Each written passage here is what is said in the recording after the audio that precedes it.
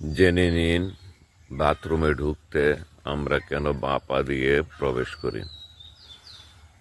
মানুষ যে কোনো সময় মৃত্যুবরণ করতে পারে, হাঁটার সময় মৃত্যুবরণ করতে পারে, ঘুমের সময় মৃত্যুবরণ করতে পারে, স্থির অবস্থায় মৃত্যুবরণ করতে পারে।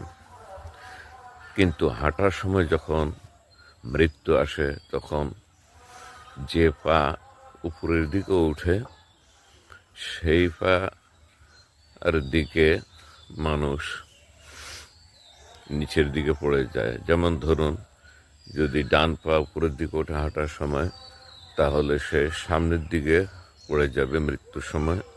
যদি বাম পা উপরের দিকে উঠে, তাহলে সে পিছনের দিকে পড়ে যাবে মৃত্যুবরণ করার সময়। তাই যদি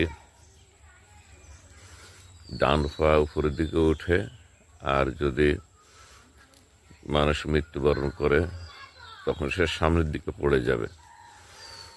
সেজন্য মসজিদে প্রবেশ করার সময় ডান পা দিয়ে প্রবেশ করতে হয়, যাতে সে মসজিদে পড়ে যায় মৃত্যুর সময়। আর